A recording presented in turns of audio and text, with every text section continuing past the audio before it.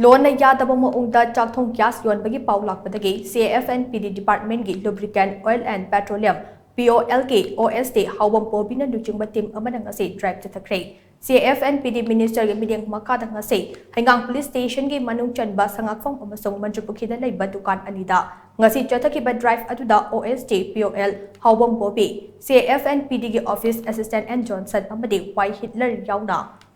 Aday official sing amade hangang police ki personnel sing jusar yakhe ngasi Chathakhre drive aduda sangakfong gi Manipur gas agency ga mayoknaba dukan amade Manipuri bazar da leiba dukan ama punna dukan anida drive Chathakhre adubu mafam aduda gas athanba cylinder leirambadi thengnarakide ngasi gi drive aduga mari lainana OSD POL High Bobby na hai ngasi Chathakhre drive ase mafam asida black da gas yole haiba pau phongbadagi chathabani adubu pau phongba Thingnaba ayawba gas cylinder amata leiramba thengnarakide asumna lona yadaba thabak tawriba sing khudaktagi lepiyo karigumba matung tarakpada asigumba thabak ase tawramba thengnaramade chahi taruk fawba jail da thamba yai ngasi Chathakhre drive asegumna mafam amada hekta drive tawnaba department asige team sem saduna lei masida piyamna su cooperation pipiduna asegumba lona yadaba thabak tawramba thengnaramade department gi miyoi amada hekta pau pibiyu natraga mahaki mobile number 9856178907 da contact tawbirau haike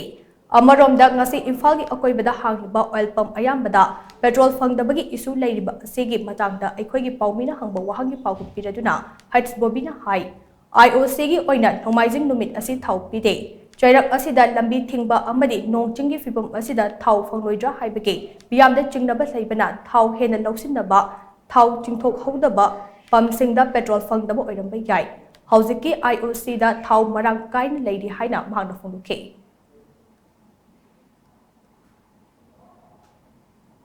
Koina ngasi dukan khara search tawba hawjare dukan sing ngasi akoina information hana di phangjabani adu ngasi di moida akoina evidence oiba potchai amata di phangbadi ngamdre aduna akoi na praja sing da message pijaning badi di ngasai gi black te yonbiri ba kanggu sing ngasi yaringi yonbidana ba akoina CAF and PD gi site gi haijari aduga akhoi gi Essential Commodity Act 1955 ki section 7 gi matungina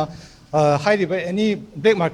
marketer sing se akoina 6 months kumba akoina jail da thamba yai aduna yaraga di section biduna black marketer tawriba kangu sing sina black te yon bidana ba na akoina han hanna request tawjari